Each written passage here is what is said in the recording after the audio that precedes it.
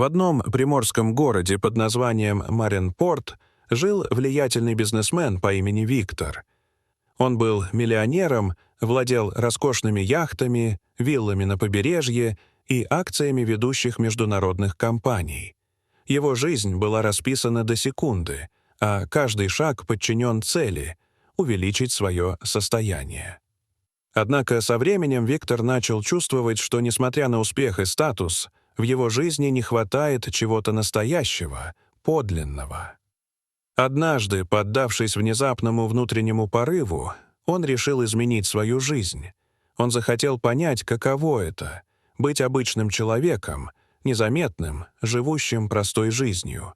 Он переоделся в старую поношенную одежду, спрятал свои ценные вещи и вышел на улицы города, решив взглянуть на окружающий мир глазами незаметного прохожего. Бродя по улицам Маринпорта, он почувствовал себя чужим. Прохожие равнодушно проходили мимо, будто его не существовало. Те, кто замечал его, бросали недоверчивые и порой презрительные взгляды. Виктор испытал на себе, что значит быть невидимым для общества. Его охватили одиночество и ощущение собственной незначительности. Однажды в городском сквере он сел на лавочку и задумался. И в этот момент к нему подошла девочка лет 10. Ее звали Элиза. Она была сиротой и жила с пожилой тетей в ветхом домике на окраине города. Несмотря на скромные условия жизни, Элиза сохранила тепло, отзывчивость и умение замечать чужую боль. Она увидела Виктора и, не колеблясь, подошла к нему, предложив яблоко, которое было у нее в кармане. Виктор был потрясен этим жестом. Он не ожидал, что бедная девочка протянет руку помощи человеку, которого все остальные игнорировали. Этот простой поступок поразил его до глубины души. С этого дня жизнь Виктора начала меняться. Он переосмыслил свои ценности и понял, что истинное богатство не в деньгах, а в способности видеть в других людях людей.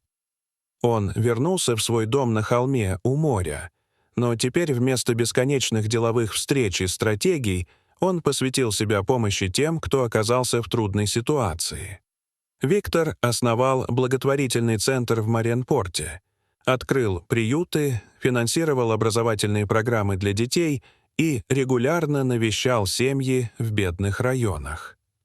Особенно он заботился о детях, таких как Элиза, добрых, но забытых обществом. Он часто вспоминал ту девочку с добрыми глазами и простым яблоком в руках.